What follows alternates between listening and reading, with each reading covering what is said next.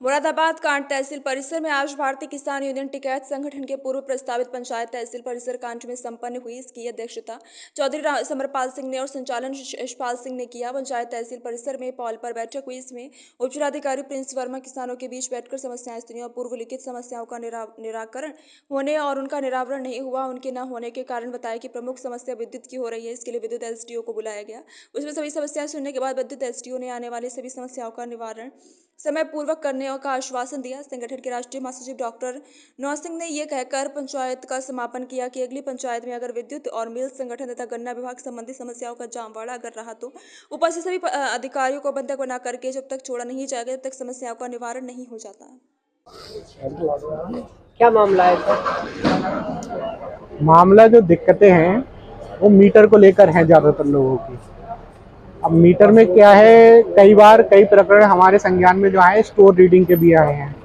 Metre मैंने पहले भी बताया था, जो मीटर बदले जाते हैं, मीटर हमेशा ऐसे बदले जाते हैं, मान लीजिए जल गए आपके मीटर, स्पार्क की वजह से ख़राब हो गए, मान लीजिए अंदर से कोई तार निकल गया, उस कंडीशन में तो मीटर बदला जाता है। मीटर बैक हो गया, ठीक है, उस कंडीशन में मीटर बदला जाता है। स्टोर रीडिंग के जो प्रकरण हैं जिसमें पुरानी रीडिंग रुकी हुई है और जुड़ के आ गई, उसमें चूंकि उपभोक्ता ही उस बिजली को चलाया हुआ होता है तो वो जमा उसे ही करना होता है।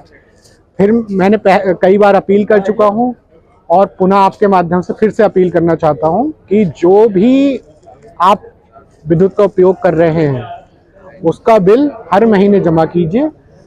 वर्तमान में सरकार एक मुश्त समाधान योजना लाई हुई है जिसमें घरेलू उपभोक्ता, वाणिज्यिक उपभोक्ता और औद्योगिक ये निजी संस्थान और जो लघु औद्योगिक होते हैं LMB 6 वाले कंज्यूमर, सबके लिए छूट का प्रावधान किया गया है।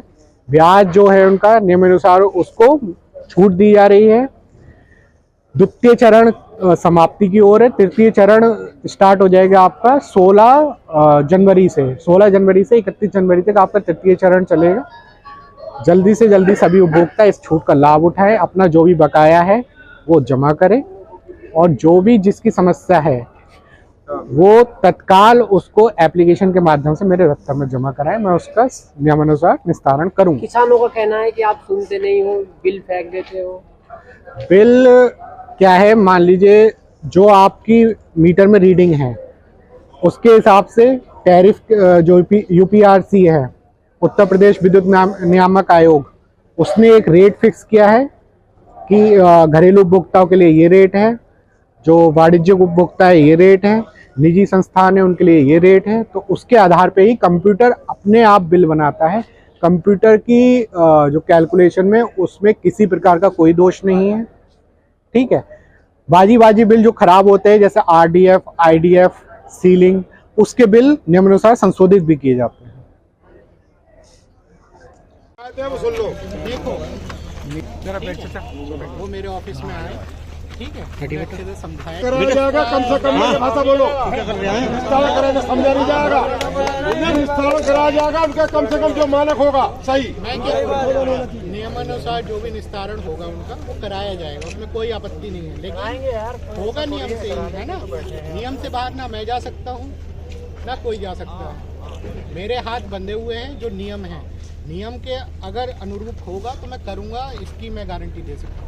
ठीक, अभी आप लिख के ले लो, चाहे कैसे भी ले लो, मैं नियम के अनुरूप ही कर पाऊंगा। बस ये मेरी आप मजबूरी समझो। नियम में डांटना भी लिखा है साहब, हैं?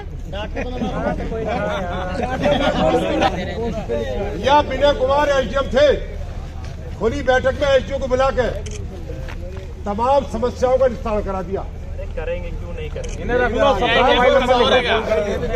कलम में बहुत ताकत है। आधे बिल नए हैं, आधे चवन्नी से और सब समस्याओं अभी तो एक मुश्त समाधान योजना वैसे ही लागू है। तो कहाँ जाने दे रहे हो? एक मुश्त समाधान योजना लागू है ना, ब्याज छुट्टी जगह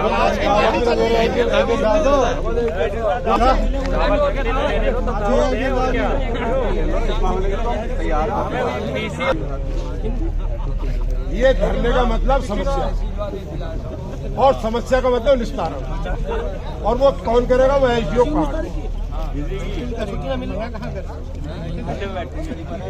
भाई साहब विषय गंभीर है।